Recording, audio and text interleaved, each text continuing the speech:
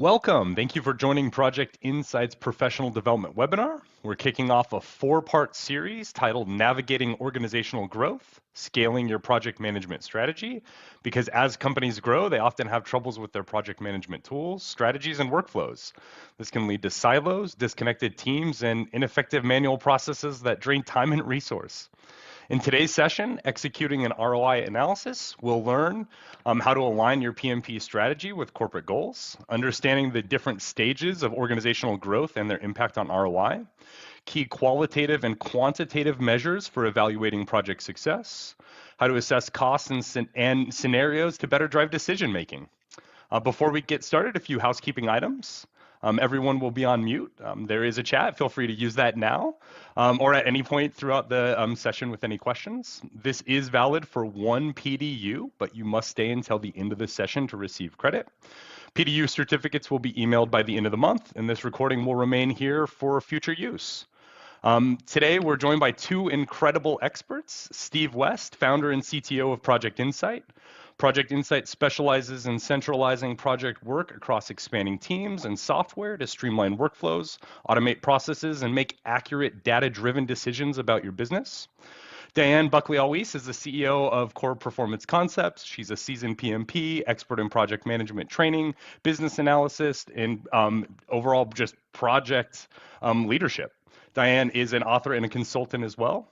This is the first part in of a four series. In other sessions, we're going to go over how to set achievable KPIs, understand the value of incremental measurement during change, and how to deal with teams that are resistant to change.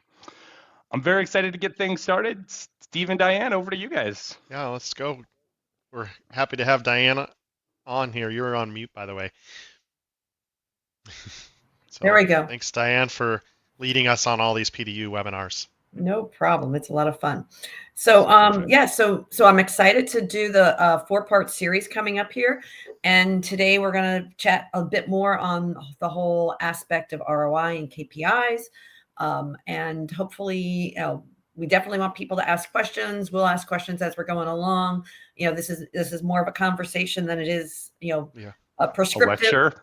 Right. So let's go. So the first thing we want to kind of talk about is, if no matter what kind of organization you're in, no matter what kind of project management organization you work within, assuming a lot of you guys on the call here are project managers, one of the key things to understand, regardless, and it's not just the project managers, it's everybody in the organization, you need to understand what your corporate strategy is. Are they a cost leader? Is that what their goal is? Do they want to, be highly diversified? Think about an Amazon, or are they a very niche player? Like, they just work in financial services for advisors. Understanding that corporate strategy is absolutely key to determining what kind of KPIs are the best for you to use. And then secondly is, understanding that strategy, but also understanding where that organization is in its growth maturity. Not every organization is a big behemoth like Amazon. There's, right. What's the percentage? What percentage of all companies in this world are small business, less than like 100 to 200 employees? It's like almost all of them. Yeah, it's like 80-something%. I mean, they call it a Fortune 1000 and Fortune 500 for a reason, right? There's only like 500 of them. That fall into those big companies. So we as project management leaders need to understand where we are, and that helps us identify how best to work within the environment we're in. So if you're moving from an Amazon and you're a project manager in Amazon, you're leading that project team, and then you move over to a small startup technology company, it's going to be very different. And so you have to kind of, think about where they are from their own strategy standpoint in the marketplace, as well as where they are in their growth. So for example, if it's a new venture, you don't have the funds to be able to do 40 different projects, right? So the ones that you are working on are really critical. If you don't succeed on those, the whole company might fail. Might be make or break, right? Absolutely. Yeah. Right. Well, and you're not going to bring in, Amazon's KPIs are not going to be the same if you're in a startup. What you're measuring and how you measure is going to be very dependent on Absolutely. these stages. Absolutely. And if you're in that expansion mode, that kind of is the environment where you're doing a lot more, Mhm. but you have more successes than have failures. And you're not necessarily very proficient at it because you're just kind of growing, you're expanding. I guarantee you, Steve, maybe the first 3 years were very different than the last 10 years with Project Insight. It's just a different environment. You're more organized. You're kind of moving things up. You're accessing different types of clients. And then you get to this professionalization, consolidation, and diversification. I kind of put those in like a general category, like the professionalization. This is where you're kind of getting a bit more consistency, a bit more quality. You've put processes in place that help you get there. When you're in that consolidation, you're getting a lot more efficient and effective, where you're not seeing as much waste, or you're getting more standardized processes to where now you're doing things more repetitively. And then when you get into diversification, now you're kind of breaking that a little bit. Yeah. You might be going to different markets. You might be going to different types of clients, maybe larger clients, different products, so things will change, and the goals within each of these will be different. Yeah, that's a very good point. I mean, if you're in stage 5, you might actually have some of your projects that are more like new venture or expansion, because you're not, the organization is maybe not used to doing those things. Or just think like, Project Insight is probably in that diversification. It might be that institutionalization phase where you have grown with a lot of integrations. You have a lot of capabilities to integrate within an organization, which was very different when you first started. Yeah, well, when you first start in a software company, it's usually super chaos. But also I think software businesses tend. I would say what's really strange about that, and especially like Project Insight's an organic company, so we probably actually go through phases where we regress back to expansionism and then back to consolidation and bubble, because as you add new features or do new things to transition your software, you have to develop all new processes and stuff. It's a good example is going from when we manage all our own servers to now we're all in the cloud Azure. Right. That was a big change for us when we did that. And Absolutely. now it seems like that was forever ago, but it really wasn't that long ago. Well, that's kind of where that last one, line 7, where it's a restart and growth. So, you could probably have some of that restart happening, but if you think about it, and the example that you gave is you had your core product of Project Insight, and then you started doing some extra things. Now, those extra things had its own little life cycle. Well, that's true. Well, there's different parts to the system for sure. Right. Mm-hmm. So again, I don't ever think every organization is the same. Yeah. So if you're talking about really leveraging your resources, making your project management organization as effective as it possibly can, the first thing you have to do is understand where the strategy is, where I am in my organizational growth. What are the things that are going to be most important for that organization now? And how does a project manager, if let's say that's not obvious to them, how does a project manager go about finding this out? Just from your experience. You would hope that you have some direct ties into some of the executive levels, because you're probably working on some of the big projects, and your leadership within the project management organization should understand that, because they've gone through prioritization exercises with senior management. And, so it should be defined, maybe not, something that's part of your training when you get there, but maybe it is. But you should be able to ask those questions. If I'm a project manager coming into a project management organization and I'm getting assigned 3 projects, how do these projects fit into the organizational strategy? That is a very common conversation you should be having whenever you walk into a new. And I think that might be difficult with some executives, because I don't think a lot of executives, they are mostly thinking vision and they're not really executing as much, right? So they may not think in these terms at all. Well, we also should have had the conversation. If we're using our tools like a charter, every project should have a charter. So there should be Right. some of that information there. But it's probably never enough to see how you might have the goals of that project, but seeing how it fits amongst all of the opportunities happening within the organization might be a little bit more challenging to get. But, there's nothing wrong with asking questions, right? Yeah, and we all should have a charter, right? Because we all know the best practices, but there's sometimes where that practicality doesn't hit the street, right? And then if you're not, that's really where you can have that misalignment in your KPIs, right? If you don't know where you are on this scale, you can be shooting the wrong direction. Yep. So yeah, well, and I would argue that almost every project has a charter. It's whether or not you've documented it, right? Yep, this is formalized. Right. Yeah, that's fair.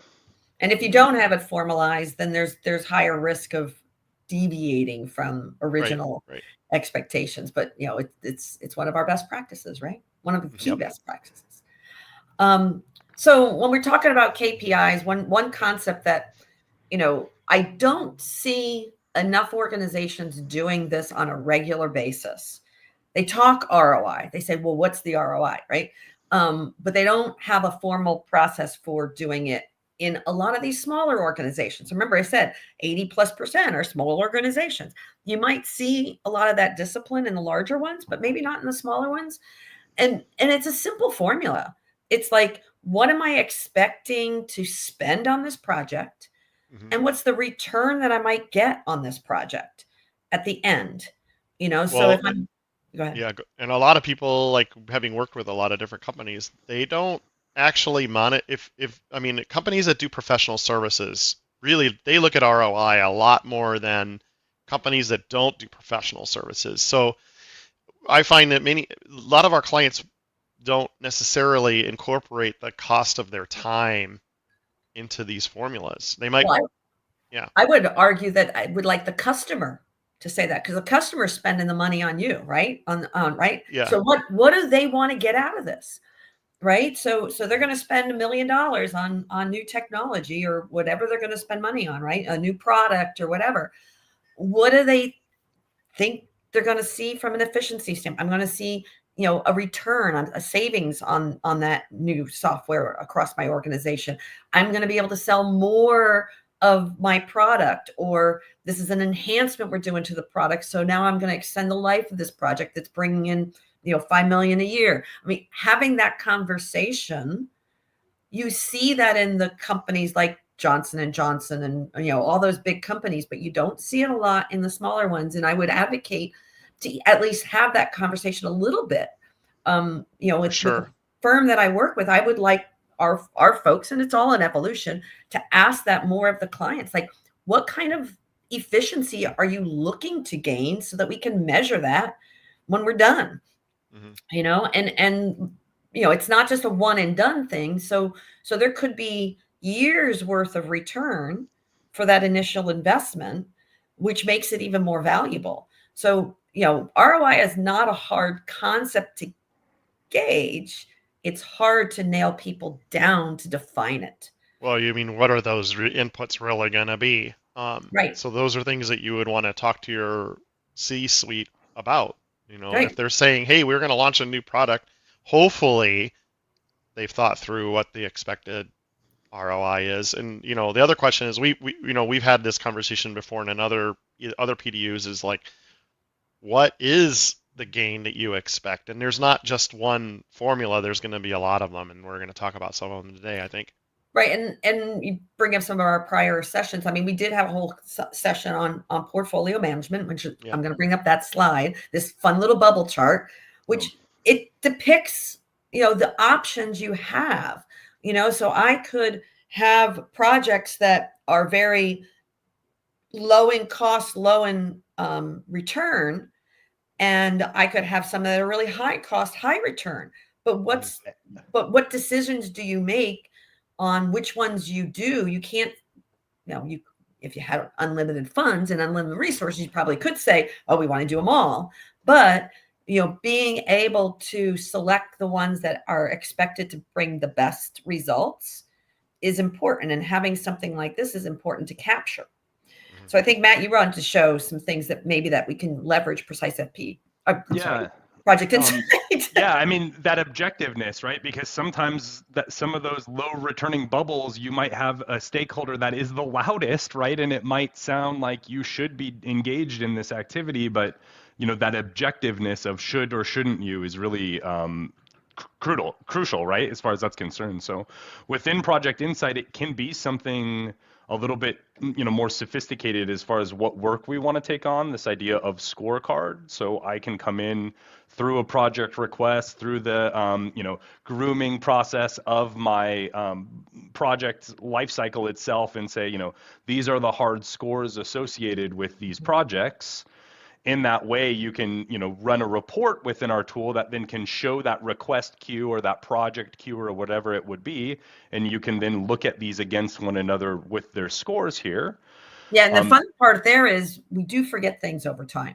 Yeah. So having it captured is an amazing thing. Yeah. Right? Having it captured and be able to go back to it is an awesome thing, to be able to say, okay, let me refresh my memory. I mean, what were the reasons that we selected this project? What was the ROI expected? And you ultimately, we're talking about KPIs, you ultimately want to track to those. Yeah. And the great thing about the scorecard feature that we have is it can be what your inputs are. It's not good call out, Steve. This is not what you have to use. Market demand, risk level, strategic alignment. It is what aligns with your organization, right? Yeah. Right. And so when you're submitting, like in part of your intake process, if this is a project requests are part of intake, they're not actually decided on projects yet. Now you can have a way to level set between the projects in terms of the outcomes. You think this is going to increase revenue or it's going to make efficiency, but increasing revenue may have higher weight than efficiency to your long-term goals. And that's where that scorecard kind of helps you come up with a way that's consistent across the requests. And then when you make a project out of it, that score is you carried over.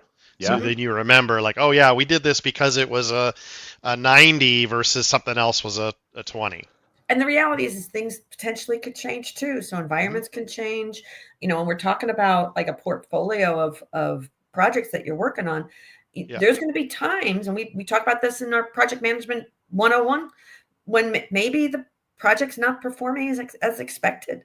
Maybe you have to cancel it. I mean, there's a lot of projects I've seen complete and they just not successful post completion because people weren't monitoring them as we're going along. Yeah, another change that could happen was I just helped a customer add in, this idea that our executive wants heavy weight on their projects, and what if that executive were to be gone, right? And now that weighting of the, the work that's in flight maybe not as relevant at that point, right? Yeah, no, you never know though, right? How that works. So that's projects never happen. So, The other piece that's really handy in our reporting is that I can come in here and filter these out, and you can really then start to hone in on what you should be focused on, right? So what we've done now is say group these by the type of work that we're doing. And then you can quickly start to see, maybe the ROI on our roadmap pieces, not quite what we're looking for as far as that's concerned. So, and then to Steve's point, should these become realized and now we have active in-flight projects, we can run that report, right? You can hone in on what's critical, what you need to be working on. If you want to have that scorecard come through here on these, you can simply right click and say, show me the scorecard as well, right? Project score. Yeah. And in that way, you can see what we had, said these were going to be. Obviously, this is a demo site, so not all of these have, scores on it. But it is handy to be able to pull that up, to be able to look at those high level comments of what's occurring on those, because we're not elephants. We will forget what we said. Well, and a lot of firms have what we call a roadmap, right? Yeah. And things change in that roadmap. That maybe there's a market opportunity that something bumps it, right? But you have to bump it, right? Yeah. So the one that isn't the priority anymore, now you have to kind of put that down to a lower priority. And how do you communicate that well across the organization? Yeah. And what's great about having it in your PM system like this is that it's all live data. Mhm. And many companies that we bring onto our tool, they'll do this exercise, but they'll have it in one spreadsheet with all the scores, and they'll have some other spreadsheet with the capacities and another spreadsheet. So maintaining that is very, trying to do all these spreadsheets, and it's a lot more time consuming because you're repeating the same kind of information. It gets out of date. But what Matt's showing you, all this stuff is live in the system, so you just update it in one place and it'll reflect everywhere. And what's So really cool too is if we go back to the whole thing of the organizational growth. So right. let's say you start off utilizing Project Insight. You're a startup, you've got 3 projects going on, but the expectation is you're growing. So the system will grow with you, and be able to support you when you get to that maturity level when you are managing a full portfolio of projects. That's what's really really great with it. Yeah. So beyond ROI and beyond understanding the strategy, there's a lot of things we can measure, right? So, and not every, just because the strategy, let's just say the strategy is market penetration, new market penetration, doesn't mean that every project within that organization is focused on market penetration. It could be, that's the strategy for the entire organization. So it's not a one size fits all. So you're going to have to figure out, which ones support, market penetration, but you might have other projects going on. Let's just say you're moving your business to the cloud. It's not a market penetration thing per se, but it's an effort that has to happen that may have more about cost efficiencies within the organization, or reducing waste or just greater efficiencies, versus a revenue side. So every project will be a bit different, and you're going to have quantifiable as well as qualifiable things. Some that are very, very quantified, you can measure it really easily, and other things, it's more judgmental, more objective, or more subjective. How many people, utilize net promoter scores as an organization? I think a lot of companies are, but it's all based on, getting responses from the customer. And one of the things I just learned the other day is how if you don't even articulate what the benefit of a net promoter score is, basically the question is really, will you promote my firm? And if people don't know what net promoter score is, you get bad results. So they respond to it poorly. So well, it's hard to just get people to do surveys in the first place. That's right. I mean, then the other thing about surveys that are difficult is that you get people that, if you go to Yelp, right, there's everything's a 5-star, and then they're super happy, and then you got everybody who hates it, and the middle people don't take the time. So then it's really difficult to know exactly what is that score. Right. So I mean, we recognize that there are qualitative, measurements that we are probably capturing. Probably not respondable on its own, but if you take them in combination with quantifiable measures, you'll be much better off. So it's never one measurement. So you should always be thinking about, multiple measurements out there. Right. And that's where the scorecard can help, because it allows you to put multiple different inputs into that final score. Right. Absolutely. And then there's going to be different ones for, different stages of the organization. So, a small startup or a scaling firm, maybe client retention is the most important thing, overall. So kind of figuring out that balance is really important. We had a question up there. Sure. How did you get the data into the scorecard? Yeah, that's I'm guessing in our tool, it's input by the users, because you have to, the first thing is you have to actually define what those KPIs are, and then for each project you have to assess, like getting back to the whole qualitative and quantitative. One KPI might be, we're expecting an increase in revenue, and in the scorecard that might be 80% of the total score, and then for each of those items you give it a rating 1 to 10. Like, okay, so if increased revenue is 80% of the total score, what does this project has a 10 that it's going to increase revenue, that means it'll be the most. So then that gets multiplied. And then if like another KPI is increase efficiency, and that's a factor of 2 in the scorecard, and that project might get let's say it's going to get a 5, then that part gets factored in. So there's not a real quick and easy way to import it in our tool right now, but so you just type it in. I mean, it's really easy as far as getting it in, right? It's not there's not this laborious process. It's really just real, I have my KPIs defined. I can, even copy and paste and enter them into the tool pretty readily. And please do reach out right there. I'm happy to guide through that process. Yeah, and he asks if there's an interface to existing systems. So you can use the API to update that. And if you have a quick, I suggest, I'm not sure his first name, but it sounds like Wyatt, send in a quick note to support and we'll have an engineer kind of talk to you. Because it sounds like you might have a lot of data that you want to pull in.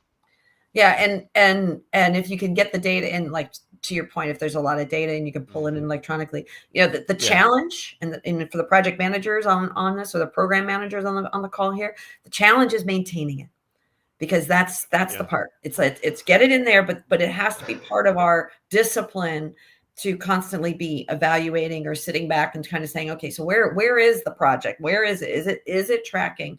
And we're going to talk about that in our session number 2 a little bit more. But one of my things that I love to get response from project managers on is, the reality is when we're talking about KPIs, measurements don't stop once you deliver. And so often we have the client say, these are my goals, the team deliver whatever widget, software, whatever they're delivering, and then we never hear back whether or not it actually met the ROI. And this is a gap in many organizations, even on the larger ones. It's like, it's not just the immediate short-term gain that you get. It's, did it achieve the strategy that you're trying to? And that ties in with, how is your organization measuring its goals year after year? And having that feedback loop to say, hey, we initiated this program, and our expectations was we're going to gain, $1 million a year in new clients, et cetera. And that this goes back to the beginning when we said, find out how this impacts. That these 3 projects that you were working on was going to affect that. So did the organization report back to you and saying, hey, we're making that? Or maybe not. Maybe we got 3/4 of the way there. Maybe there's something else we could be doing to make it and get it over the hump, or maybe our assumptions were wrong. So retrospectives are so important beyond just the project retrospective. When you deliver it, it's retrospective to the whole organization and its strategy. Yeah, and I think a lot of this is an area of project maturity. If the companies that do actually go through this process are higher up on those project management maturity level, I would say that this is probably overlooked quite a bit by most companies, especially the ones that don't have it's hard to go back and go, well, how did that project go? That was 6 months ago. We're thinking about this new project right now. Well, and it goes back to discipline. I mean, for me, I love seeing results, and I love showing the team that what they do matters. So if you're leading your project management team, then you should be the one trying to pull this together. Like, are we better today than we were tomorrow? Quantifiable, qualifiable. Did we deliver on what our clients wanted? Did we deliver on what our business strategy wanted? Give your team that feedback, because if we don't give them the feedback and they were doing things that didn't succeed, wouldn't you want to correct that ship a little bit? Sure. Because they're just going to repeat the same things over and over if they get no feedback. So as you grow in your organization and run project management organizations, should be part of your DNA, that at least once a year you look back and see how things were impacted, even to the point of looking at some of your customers and saying, did it satisfy what you wanted? And the company I work with, it's the customer success managers do that. And so we're kind of talking more about that even internally, on saying, like, how can we get that feedback? But it does, sometimes the clients don't even tell us specifically what they want in the beginning. So it's hard to measure it later. And so that's one of the lessons learned. We need to be asking that up front so we can measure it later, good, bad, or indifferent. So there's a lot that we can measure, but if you don't have that alignment of what you're measuring, you'll never get any feedback, and you're just going to keep doing the same things over and over and over and never truly improve. Right. Really, also that looking back, even if you have all those pieces in place, you could still veer off, right? Unless you take that, retrospective, as you're saying, and look back and do that, right? Yep, absolutely. Absolutely. Yeah, and definitely you want to try to use analytics if you can to help you go forward. Yep. I'll say small plug right there for Project Insight. That's where the actuals are right there, right? You know exactly what was delivered because all of your hours, your budget, all of those pieces are tied right there to really be able to double back to. So yeah, I mean, the tool is there that you can use to help keep it organized, but it really is the that's not going to magically happen without somebody to, let's say we closed out a project a year ago that was supposed to have an outcome. Taking the time to go back and get the data that shows, oh yeah, this is what the sales increase was from this project, and then updating that project in it might be archived in the tool. It's fine. That requires certain level of maturity, I think. So and I'll even throw a little somewhat, I don't want to say it's negative because I think all feedback is positive. Anybody that's been managing projects for a long time, you all have a example of a project that absolutely failed.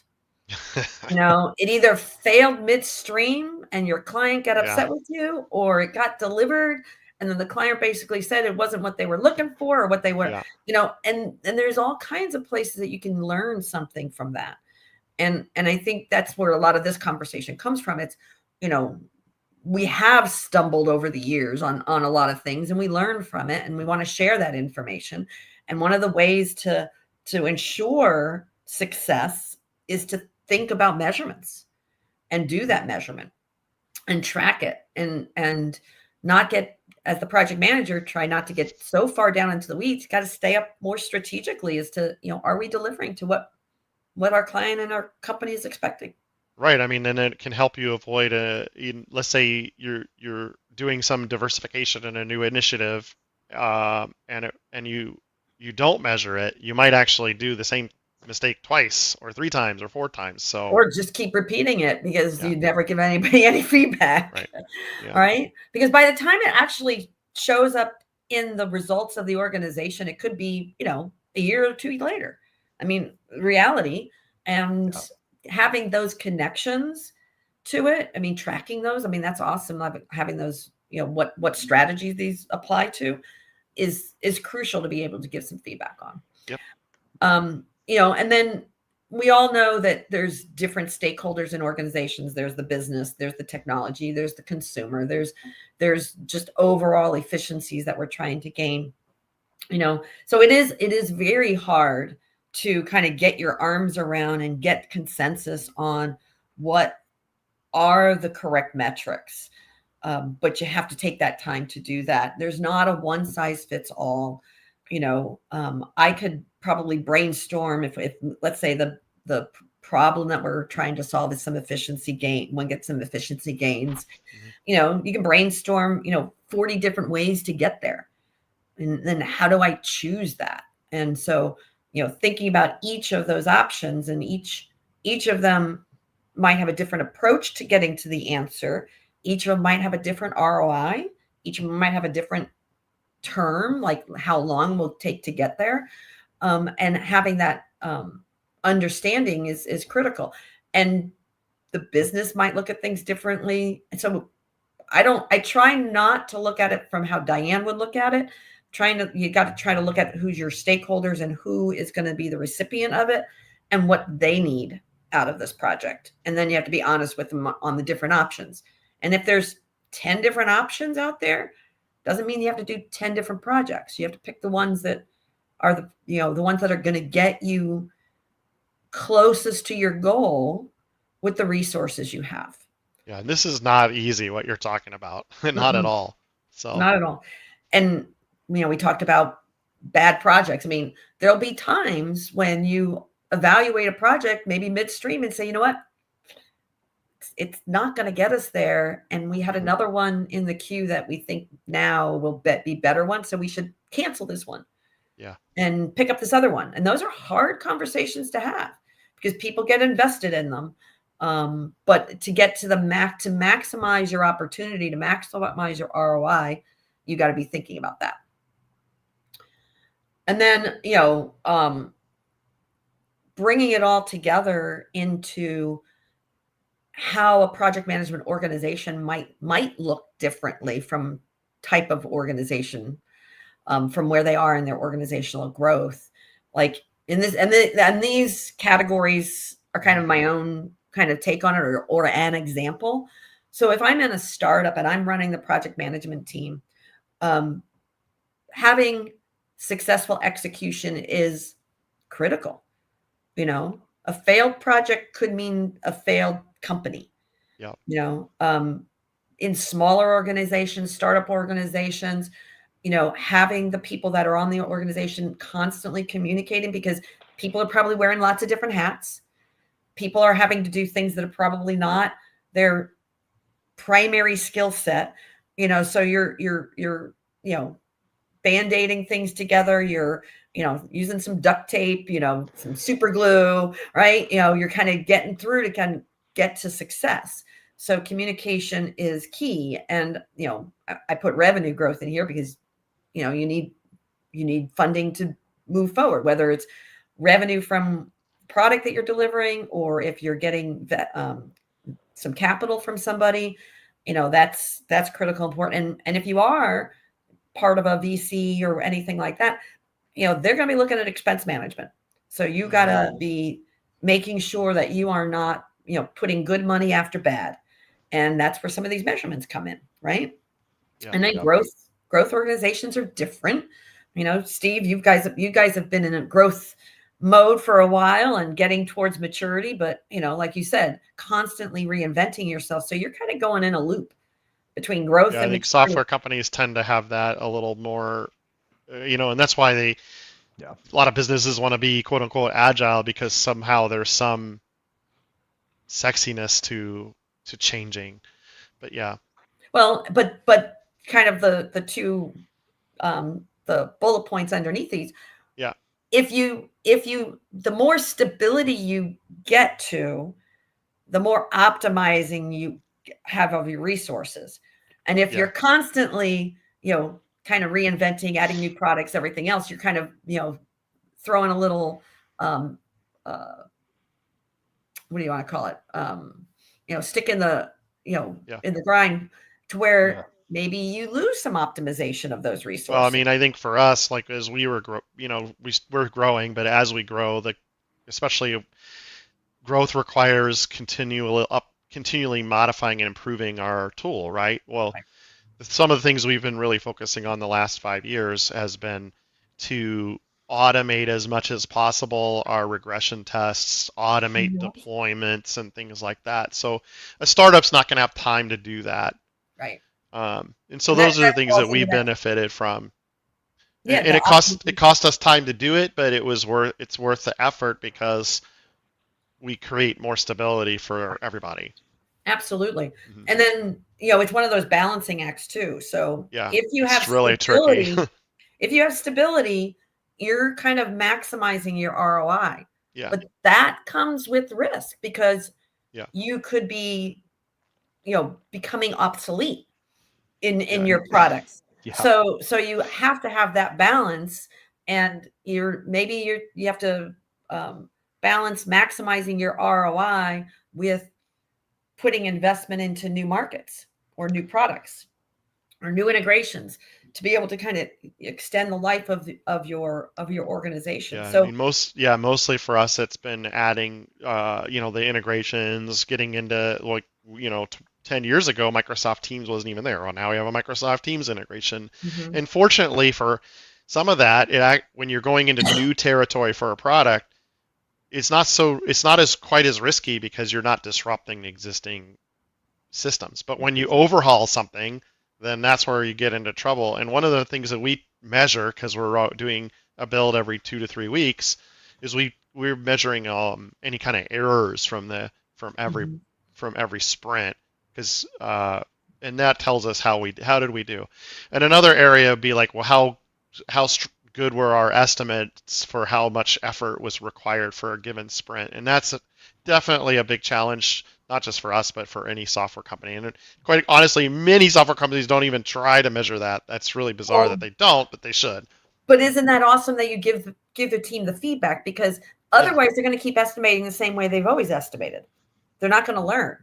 So we log our time, which is really helpful. So the engine, because the estimation isn't coming from the engineers, the estimator is coming from the product management side of things.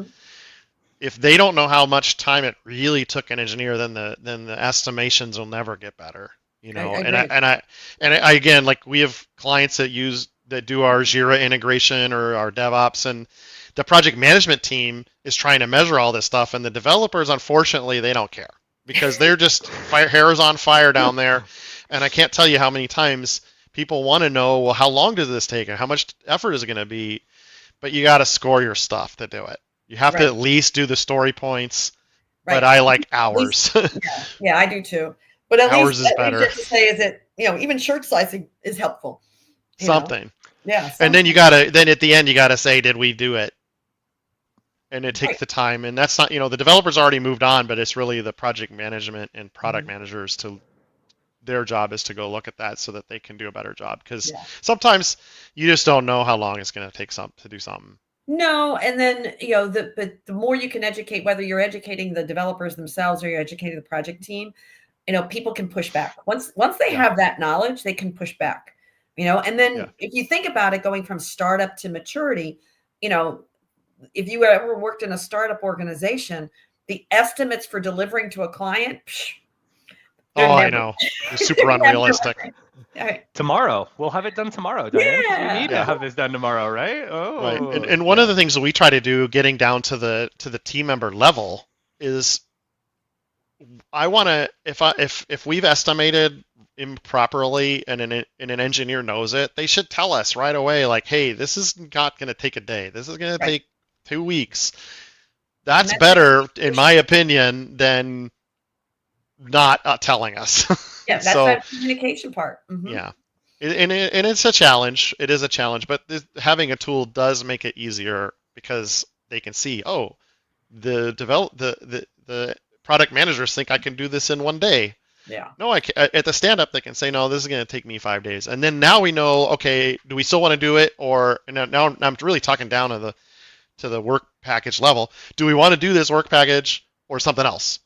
Or what do we got to take out to be able to make this happen? Yeah, and that goes to the whole next topic, which is all about making decisions. We don't want to make decisions in a vacuum. If we make decisions in a vacuum, we will fail. Right. So this all comes down to, like, what is the problem? Making sure you're articulating what that problem is or what the goal is. Like you said, if it's efficiency, what are we trying to achieve with this project or with this company or this initiative? I mean, it all applies to all of those different types of categories. And then what are the objectives? Like, define them, and again, this is the tough part, is, getting consensus on what it is we're trying to measure. Identifying some alternatives, because, like I said, one size doesn't fit all. There's many ways to skin that cat, right? And then evaluate them, and then you select from those. That's where your bubble chart, comes in. Like, what are the things that we can afford to do that get us the most way there, right? And then maybe you identify that, I can't quite afford to do all of that, but maybe I need to get funding for that. Without the data, you can't make good decisions, so it applies throughout the organization, whether you're talking with a client, trying to bring a client on, whether you're talking internally on delivering, some efficiencies, or whether you're looking at the organizational strategy. Is all the same kind of approach that you want to have as a discipline to making decisions. And then action is important. And like we were talking about, documenting it, because 3 months from now, somebody's going to say, well, why didn't we do this? And then you can say, well, this is why, and here's how we made the decision, but you're constantly evaluating because maybe something changed in the marketplace that you do have to stop and reevaluate. Well, and this can help the executives because a lot of times, visionary type people, it's hard for them. They're just going to want to keep moving forward way out here. So if you're able to articulate this to the management team, like, okay, this is what you said we wanted to do, and this is what we actually did do. Here's what we got going on right now. These are the things that could be at risk, or the reprioritization at your project level. Having the that data to help your project, to help the executives make those decisions is really powerful. So you may have to do this on your own because I've a lot of C-suite people, again, they're mostly not, I'm really generalizing, but yes, understand. many executives are on to the next thing before you finish the last thing in their mind. So it's really difficult to make sure you're talking to them about those things. And yeah, they have different objectives. Right. I mean, they might be out there trying to raise funds for the firm and not necessarily wearing them in the weeds. They're not in the weeds, and so and they want it done yesterday, right. like I guess a good example is just watching some of these big companies like SpaceX. They're very successful, but at the top, the goals are very, very big, and oftentimes it's hard to reel that in. Well, I always like to use the term is like, are we better today than we were 6 months ago or a year ago? Are we constantly seeing improvement? Are we doing better at achieving those goals? And if you don't have the conversations about KPIs, you're not going to be able to have the conversation on whether or not you've seen improvement. Well, you're not going to be able to show it definitively at all. Right. So whether you're managing, a group of project managers and a portfolio of projects, or you're in charge of customer service, or you are, leading the development team, all these concepts apply. And if you're all asking the same questions with regard to how does what I do every day support the strategies of the organization? How should I be measured on this to show success that people understand? How can I make it quantifiable? How can I look beyond just my one deliverable? If I constantly have those discussions, I'm going to make better decisions, and I'm going to have a higher probability of succeeding within my organization. But it's not easy. It's definitely not easy. No. Great. And that's the end. So do we have any other questions? If you do, please feel free to use the chat. We can pull up the QR code as well while you're stewing on what those questions may be. You can grab your phone out, give this the scan. As we mentioned earlier, the PDU will come to your inbox before the time the week is done. And what is, Diane, your favorite KPI that you might, or what do you do? Is there one or a couple that you always try to do in your projects, or does it just totally depend?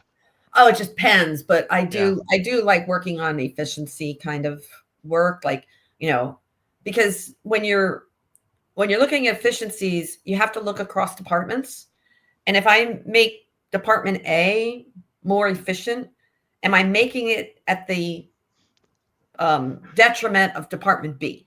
Yeah. So you have to think to really implement good projects that are dedicated for efficiency. You got to look at the whole process flow and not just one little silo. Those are fun to me. How do you quantify that? Well, it depends, but the right answer to every is it like a score question is it depends. Yeah. But it depends on what we're trying to accomplish. I mean, in some cases you might have hey, we just got this big client, so we need to be able to be more efficient and try not to have to hire, twice as many people. Maybe we can hire a third number of people, or, we just had a big reduction in workforce. So now, how can we help each other still be successful and not, so it just depends. Yeah. I mean, it could be like if you're doing a project where you're trying to, maybe it's a new point of sale system at a store, right? And then you could probably measure how long it takes to do a transaction before and after. Mm-hmm. And a lot of times software implementations and stuff, it's about adoption.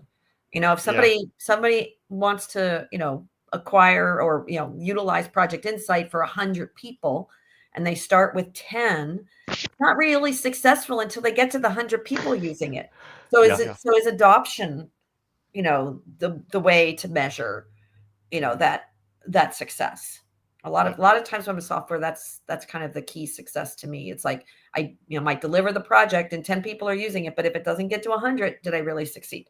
Yeah, that's really great advice as always. Thank you, Diane. Awesome, guys. Well, we got our next round of sessions coming up. Yes, please do join, right? Upcoming here in March, we're going to talk about KPI, right? How do we get those achieved? And then prioritizing that incremental measurements, right, during change in through April. And then in May, where we'll close out this session, we're going to talk about those teams that might not want any of this, right? Like I'm going to be resistant across the board. So please do join. We look forward to seeing everyone there. In addition to, Project Insight has our Where to Work podcast. You can go ahead and keep that phone out to scan to pull up your favorite streaming platform.